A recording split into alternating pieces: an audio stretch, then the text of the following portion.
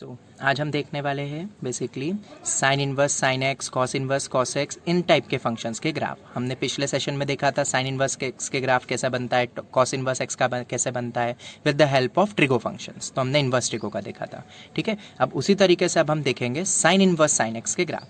तो सबसे पहले अगर हम डोमेन की बात करें तो डोमेन तो आर होगा, क्यों? साइन एक्स के एक्स में तो हम कुछ भी रख सकते हैं इनपुट, ठीक है। दूसरा पॉइंट, अब रेंज क्या हो सकती है, तो रेंज किस पे डिपेंड करेगा? साइन इनवर्स पे। तो साइन इनवर्स की रेंज क्या होती है? -π/2 से π/2, ये हमने देख चुका है। तो डोमेन और रेंज तो डिफाइंड हो गया, ठीक है। एक और चीज़, यहाँ इनपुट भी एंगल होता है और आउटपुट भी एंगल आएगा। साइन इनवर्स से हमें एंगल ही मिलता है और साइन एक्स के एक्स में भी हम क्या रखते हैं? एंगल ही रखते हैं, ठीक है। तो अब लेट सपोज अब इसका ग्राफ बनाना है, तो कैसे बनाएंगे? एक और चीज़, एक और प्रॉपर्टी है जो हेल्प करेगा हमें ग्राफ बनाने में, वो है ऑड फंक्शन। क्यों है ये ऑड फंक्शन? एक्स की जगह -x रखो तो माइनस साइन बाहर आएगा, और साइन इनवर्स -x क्या होता है? Minus of sine inverse x, मतलब ये एक ऑड हो गया, मतलब सिमेट्रिकल अबाउट ओरिजिन। यहाँ तुम देख भी सकते हो, ठीक है। इसके बाद it's a periodic function whose period is 2π। क्यों? x को x + 2π रखो, वैल्यू सेम ही आएगी। बेसिकली जो साइन का फंडामेंटल पीरियड होगा वही तो हमें y का मिलेगा ओवरऑल का, ठीक है। तो F P means fundamental period, वो कितना हो जाएगा? 2π, मतलब 2π के बाद वैल्यू रिपीट होगी। मतलब जो बेसिकली हमें ग्राफ बनाना है वो तो सिर्फ 2π के इंटरवल तक ही बनाना है, फिर तो कॉपी पेस्ट कर देंगे, ठीक है। तो अब कैसे करते हैं? तो लेट सपोज यहाँ हम वैल्यू रखते हैं, ठीक है। साइन एक्स की रेंज हमारी -1 to 1 ही होती है, ठीक है। तो हम एक्स क्या रख सकते हैं? कुछ भी रख सकते हैं वैसे तो। एक्स लेट सपोज हमने रखा π/3, ये π/3 रखा, ठीक है। जैसे π/3 रखा तो साइन π/3 कितना होता है? √3/2। और साइन किस एंगल पे √3/2 होता है? π/3, मतलब जो इनपुट वही आउटपुट, इसलिए हमें y = x की लाइन मिल गई, ठीक है। बट π/2 के बाद चेंज क्यों हो गया? आगे क्यों नहीं बढ़ा? तो π/2 से थोड़ी बड़ी वैल्यू रखते हैं, 120 डिग्री रख लें। तो 120 डिग्री कितना हो जाएगा? 180 - 60, ठीक है। अब 180 - 60 रखूँगा तो साइन π - 60 कितना होता है? साइन थीटा ही रहेगा, ठीक है। तो वो कितना हो जाएगा? बेसिकली सेम वैल्यू आ जाएगी, मतलब जो साइन 60 पे थी वही तो मुझे वैल्यू मिल गई। साइन π - π/3 पे भी मिल गई सेम वैल्यू, क्योंकि sine π - theta is sine theta, फिर से वही वैल्यू आएगी, ठीक है। तो इतना तो क्लियर हो गया कि जो वैल्यू 60 डिग्री पे है वही π - 60 पे भी आ रही है। मतलब जो ग्राफ इधर बनेगा वही π- में बनेगा, मतलब जो भी इनपुट रखेंगे वो π- होता जाएगा। कब तक? 3π/2 तक, ठीक है। तो -π/2 से π/2 तक का तो बन गया। एक और चीज़, जब हमने 2π/3 रखा था तो आउटपुट में 2π/3 नहीं आ सकता है, इसलिए हमने चेंज करना पड़ा उसको, क्योंकि उसका रेंज क्या था? -π/2 से π/2 ही था, इसलिए हमने उसको उस इंटरवल में लाने के लिए π- करके लिखा, ठीक है। अब ये देखा जाए तो ये पूरा 2π का इंटरवल हो गया है, -π/2 से 3π/2। तो अब तो क्या करना है? बस कॉपी पेस्ट कर देना है, ठीक है। तो अब ये ग्राफ क्यों इंपॉर्टेंट है? क्योंकि अगर हमें इस पॉइंट पे वैल्यू पूछी जाएगी, कोई भी एंगल दे दिया 3π/2 से 2π के बीच में, तो बहुत आसान हो जाएगा सॉल्व करना। तो फिर बस ये इक्वेशन लिख दो लाइन की, ठीक है। तो x - 2π से जो वैल्यू आएगी वही मेरा आंसर हो जाएगा, ठीक है। तो आई होप सो कि ये वाला पार्ट तो समझ आ गया है, ठीक है। अब ये इक्वेशंस कैसे लिखी, एक पॉइंट ये भी आता है। तो ये तो y = x तो ठीक है, ठीक है। ये इक्वेशन कैसे लिखी होगी? π - x, बहुत ईजी है, देखो यहाँ लिखा भी है। लाइन्स इक्वेशन तुमने पढ़ी होगी, अगर इंटरसेप्ट ऑन x एक्सिस दे दे, क्योंकि y हमें नहीं पता है कहाँ जाके कट करेगा, पर x इंटरसेप्ट तो हर लाइन का हमें पता है। तो लेट सपोज अगर d इंटरसेप्ट होता है, तो हमने फॉर्म 11 में पढ़ा है, NCERT में भी गिवन है, y = m times of x - d, ठीक है। तो d क्या है? बेसिकली यहाँ पे इंटरसेप्ट ऑन x एक्सिस, ठीक है।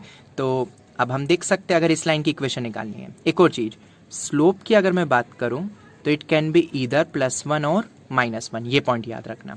तो अगर इसके लाइन की इक्वेशन निकालनी है तो ऑब्ट्यूस एंगल है, मतलब स्लोप -1, ये -1 हो गया, और d कितना है? π, मतलब y = -x - π, मतलब कितना हो गया? π - x, एंड सो ऑन।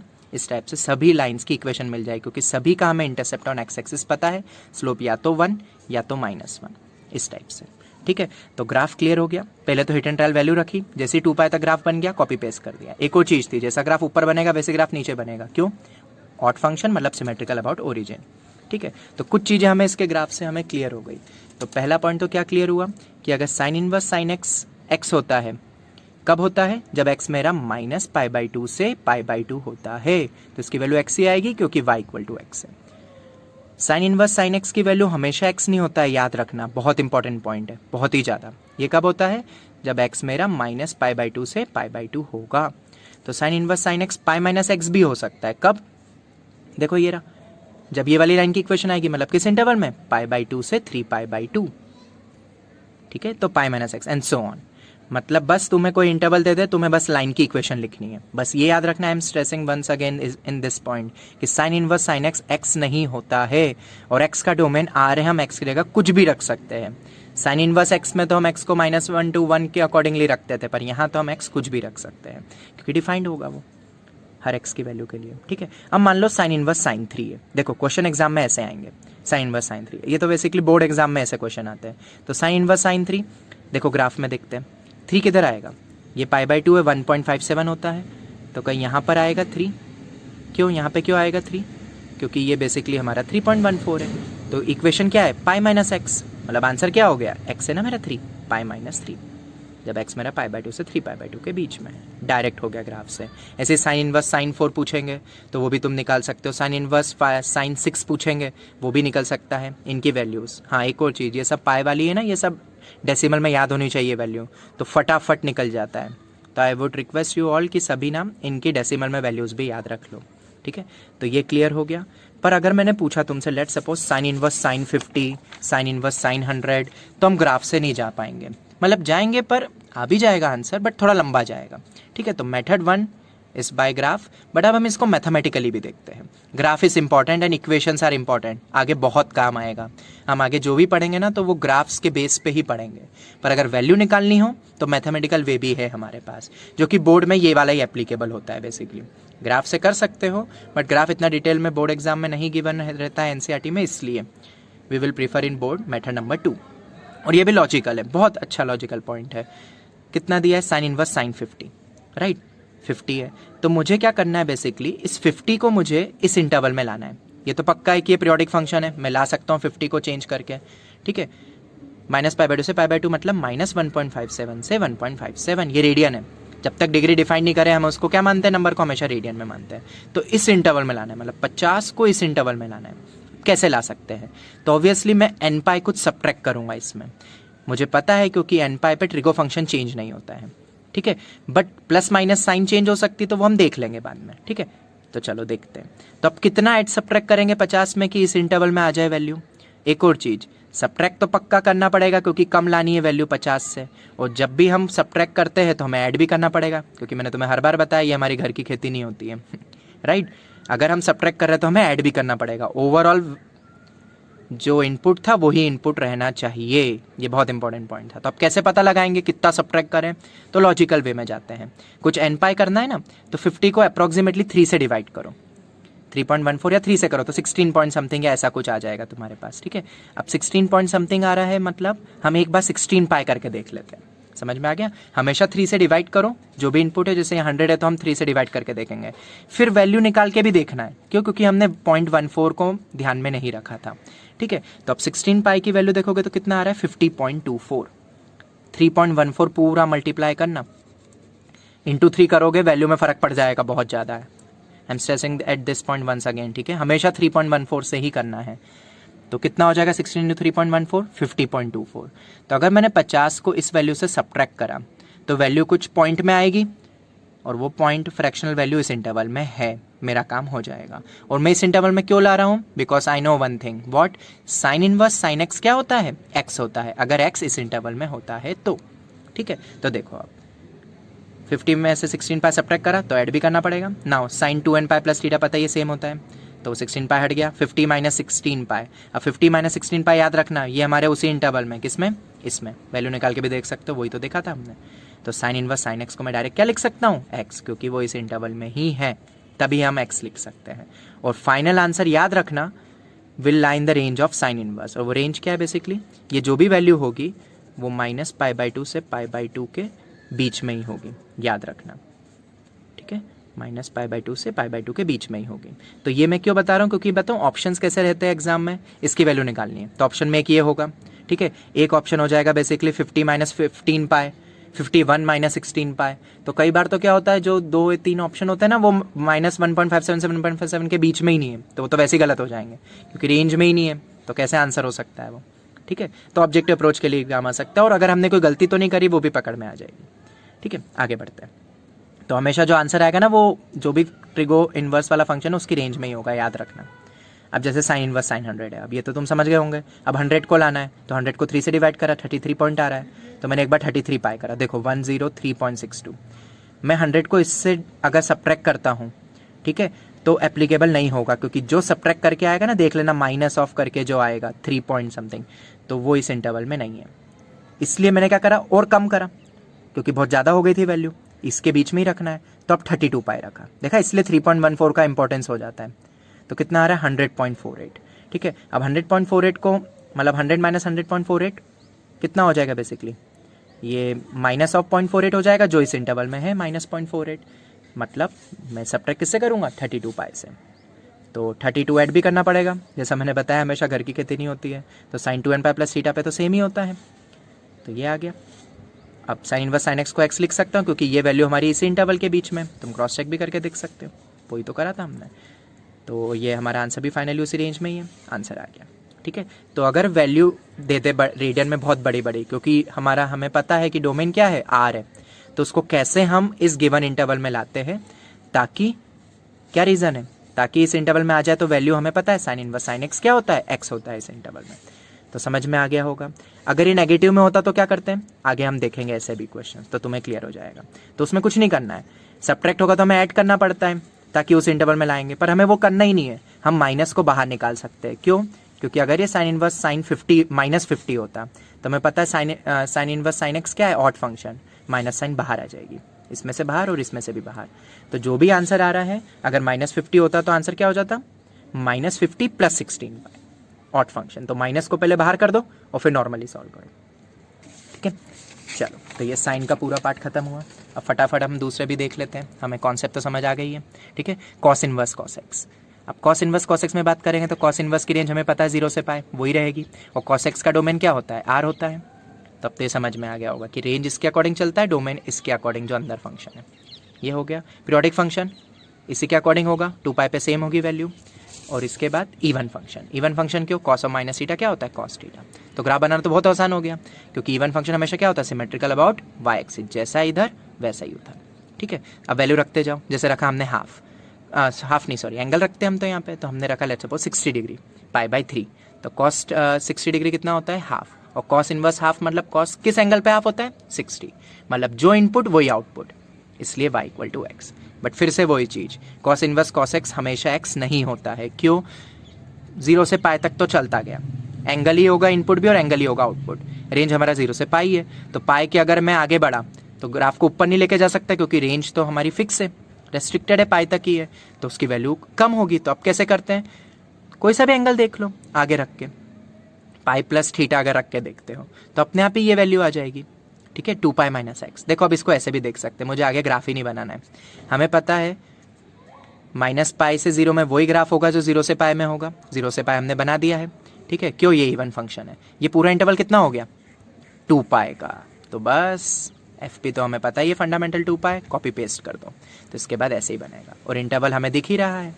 तो अब तुम देख सकते हो इसके बीच की कोई भी वैल्यू रखना, सॉल्व करना, तो 2 पाई माइनस ही आएगा वो, जैसे हमने साइन इनवर्स में देखा था, हमने रख के पाई बाई 2 से बड़ी वैल्यू, तो ये 180 तक तो सेम ही चलता है, उसके बाद चेंज होगा, क्योंकि पाई से आगे वैल्यू नहीं हो सकती, 2 पाई माइनस एक्स, फिर x minus 3 pi and so on. Equations कैसे निकालेंगे, ग्राफ तो बन गया, कॉपी पेस्ट कर दिया, इक्वेशन कैसे निकाली मैंने, ये वही y equals to m times of x minus d, ठीक है। और m क्या होता है, स्लोप, जो +1 या -1 होगा, अगर इसकी इक्वेशन निकालनी तो स्लोप क्या है, -1, ठीक है, तो स्लोप हो गया -1, और इंटरसेप्ट ऑन x एक्सिस कितना है, 2 पाई,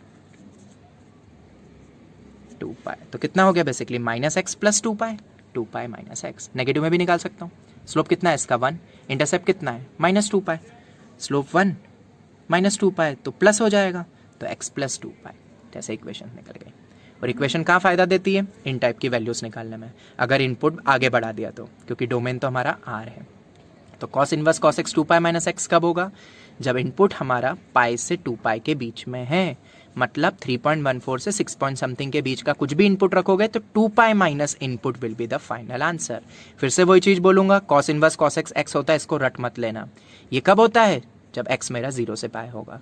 तो इसको याद भी रख सकते हो, किस interval y equal to x मिलता है, जो रेंज है। अगर वही इनपुट होगा तभी मिलेगा। समझ आ रहा है? पिछले में भी देखो क्या करा था, -π/2 से π/2, क्योंकि उसकी रेंज भी वही होती थी। तो ऐसे तुम याद भी रख सकते हो। उसके आगे बढ़ा दिया अगर, तो वो इक्वेशन देख लो, जैसे cos इनवर्स cos 3 तो 0.314 के बीच में ही आएगा, y = x के बराबर हो गया। अब cos इनवर्स cos 4 किधर आएगा, इधर आएगा, 3.14 से 6 पॉइंट के बीच में, मतलब 2π - 4। क्लियर हो गया? फिर से वही चीज़, अगर एंगल बड़ा कर दें, जैसे यहाँ कर दिया -50 कर दिया, तो बहुत छोटा कर दिया, तो cos और -θ cos θ ही होता है। मैंने बताया था ना, माइनस को पहले सॉल्व कर लो, और ये इवन फंक्शन है वैसे भी, ये हमने देख चुका है, तो ये तो हट गया। ठीक है, मेथड 1 तो ग्राफ से है, पर अभी हम मैथमेटिकल वे में देखेंगे। ठीक है, तो अब cos इनवर्स cos 50 आ गया, तो 50 को हम 0 से पाई के इंटरवल में लाएंगे, याद रखना। -π/2 से π/2 के इंटरवल में नहीं लाना है। क्यों?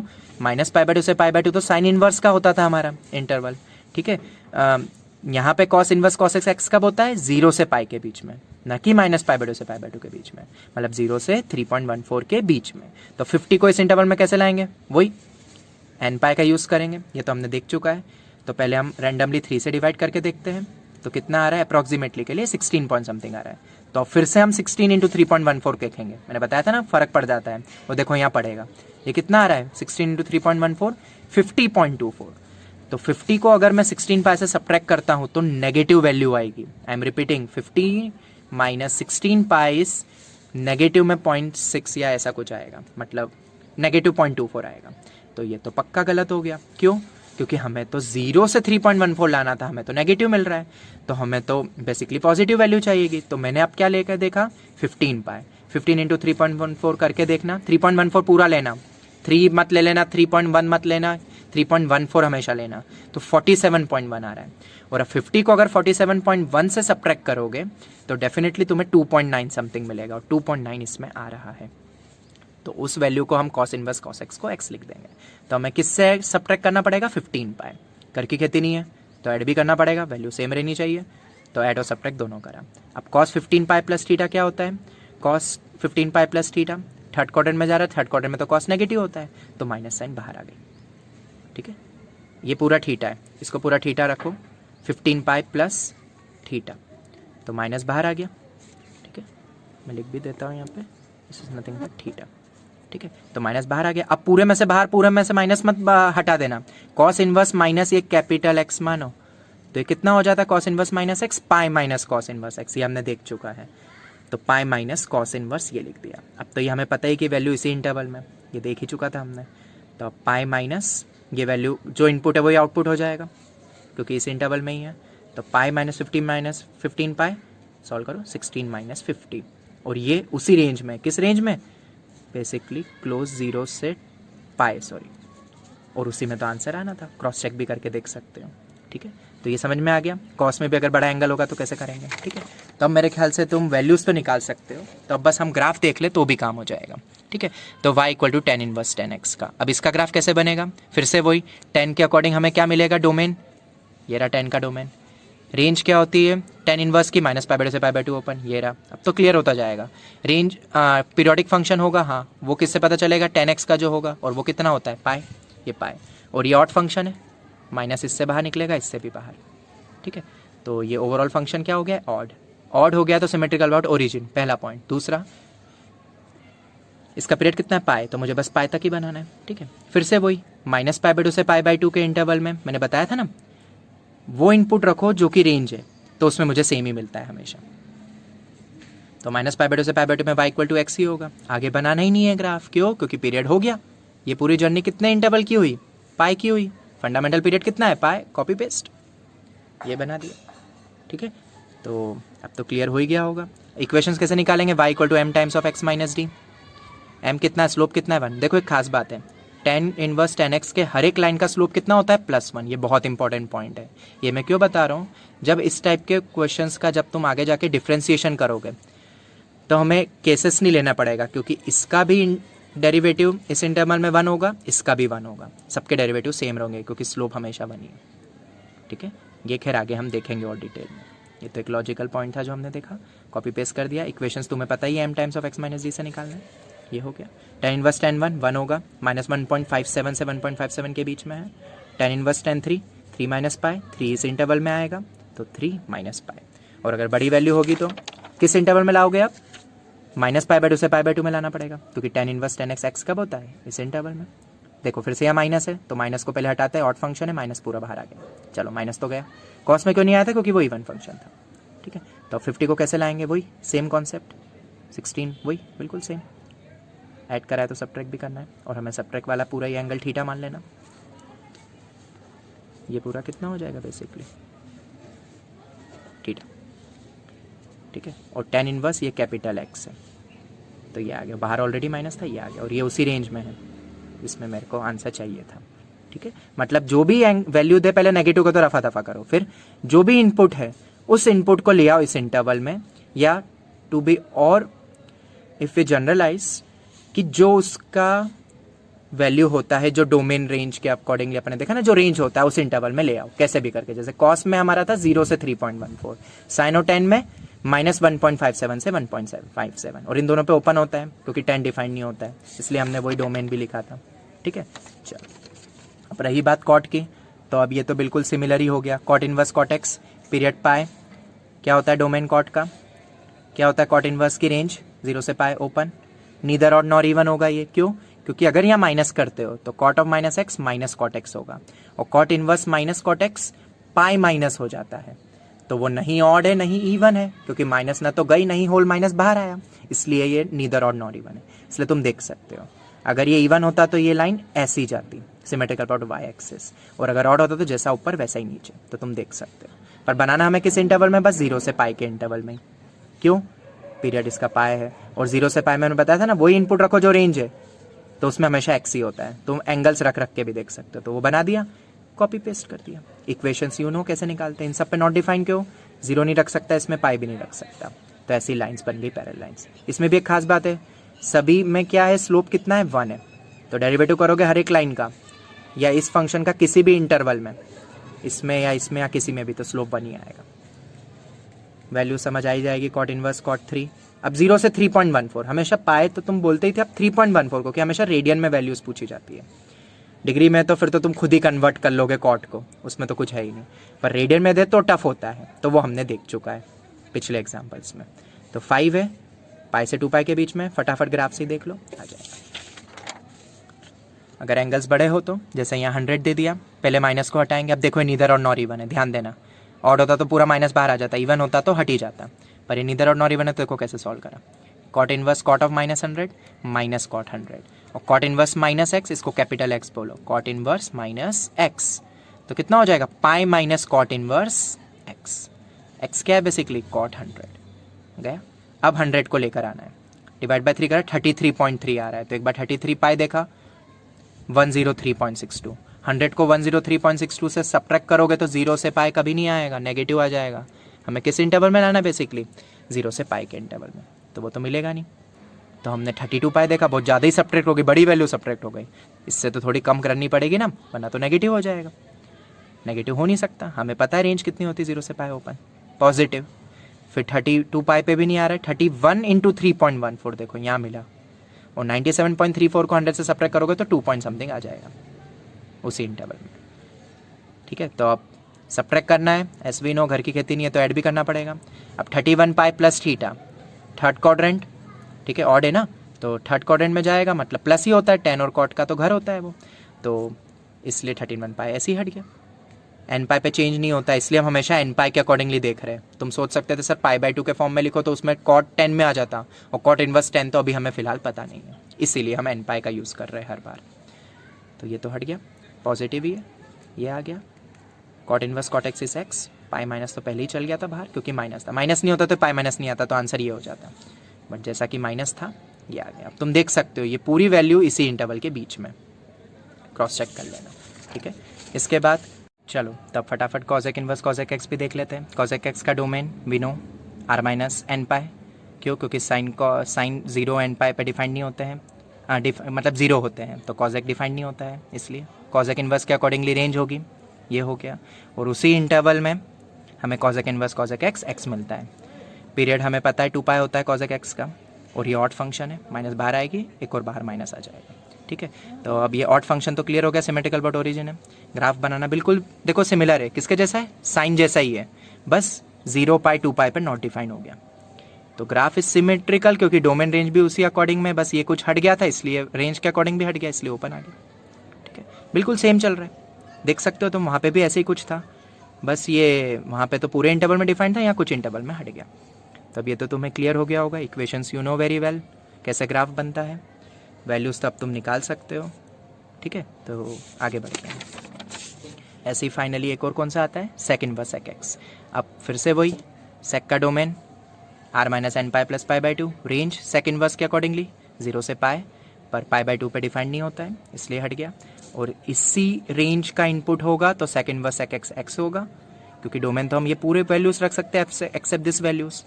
तो बाकी इनपुट होगा तो वो अगर इसमें है तो एक्स होगा, पाई से 2 पाई के बीच में है तो 2 पाई माइनस एक्स होगा, और अगर कोई और हो तो वो हमने देख चुका है, या तो इक्वेशंस के थ्रू करेंगे या जैसे 50 था सेक इनवर्स सेक 100 पूछ लिया तो तुम वैसे ही सॉल्व कर सकते हो जैसे पहले हमने देखा था।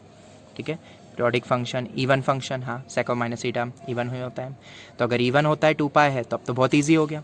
0 से पाई में तो हमें पता ही है y इक्वल टू एक्स होगा, तो पीछे भी सेम क्योंकि इवन है, और ये पूरा इंटरवल कितना हो गया 2 पाई का हो गया। तो अब तो क्या करना है, कॉपी पेस्ट, और हर पाई बाई 2 वाले आउटपुट पे नॉट डिफाइन है क्योंकि पाई बाई 2 3 पाई बाई 2 पे डिफाइन नहीं है, रेंज 0 से पाई के बीच में ही होगी।